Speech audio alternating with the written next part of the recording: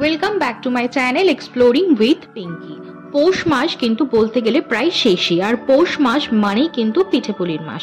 তাই আজকে আমার মাসির বানানো ক্ষীর দুধে ভেজা পাটিসাপটার এটি রেসিপি আপনাদের সকলের সাথে শেয়ার করব।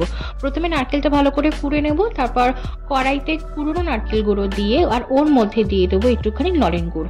পাটিসাপটার যে পুর হয় সেই পুরটা আমি রেডি করে নেবো। আর অন্যদিকে আমি গ্যাসে বসিয়ে দেব একটি ডেচকিতে দুধ, আর এই দুধের মধ্যে আমি মিশিয়ে দেব সুজি। সুজি আর দুধের সাথে ভালো করে মেশানো হয়ে গেলে তারপর আমি ওর মধ্যে দিয়ে দেব পরিমাণ মতন ময়দা। ময়দাটা আপনারা আপনাদের সুবিধা মতন যতটা আপনারা আর কি দুধের মাপ রয়েছে সেই অনুযায়ী ময়দাটা ভালো করে মিশিয়ে ভালো করে সুজি, দুধ এবং ময়দা, আর হ্যাঁ আমি কিন্তু একটুখানি নলেন গুঁড়ো কিন্তু এর মধ্যে দেব। এটা হচ্ছে পাটিসাপটার ব্যাটার রেডি করার জন্য। তারপর ভালো করে ব্যাটারটা আমি মেখে নেব।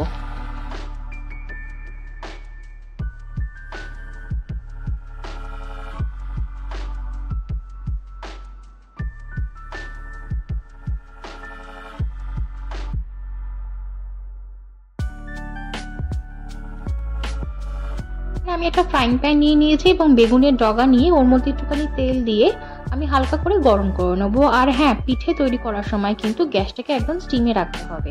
তারপর পাটিসাপটা বানানোর জন্য যে ব্যাটারটা রেডি করেছিলাম সেটা এক চামচ না, একটা হাতা থেকে তুলে নিয়ে ভালো করে একটুখানি ফ্রাইং প্যানের মধ্যে অল্প করে চারপাশ দিয়ে একটু ভালো করে গোল করে নেবো, এবং আমি যেরকম ভাবে আপনাদেরকে দেখাচ্ছি সেরকম ভাবে কিন্তু করার চেষ্টা করবেন। তারপর পাটিসাপটা পুর বানানোর জন্য যে নারকেল আর গুড় দিয়ে পুরটা বানিয়েছিলাম সেই পুরটা দিয়ে একে একে ঠিক এরকম ভাবে অল্প অল্প করে ব্যাটার দিয়ে কিন্তু ফ্রাইং প্যানের মধ্যে আমি পাটিসাপটাগুলো একে একে ভেজে নেব।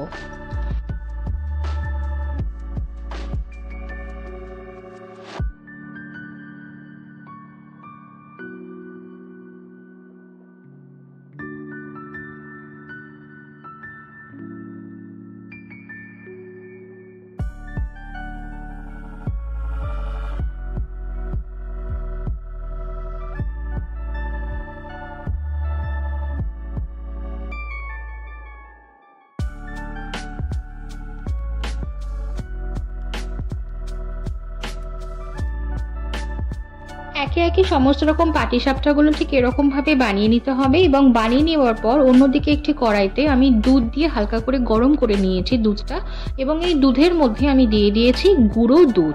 আর খুন্তি দিয়ে কিন্তু গুঁড়ো দুধটা দেওয়ার সঙ্গে সঙ্গে খুব ভালোভাবে নেড়ে নিতে হবে যাতে ডালা না পেকে থাকে। তারপর আমি এই দুধের মধ্যে দিয়ে দিয়েছি 2 চামচ মতন গুড়, আর দিয়ে দেব তেজপাতা আর এলাচ।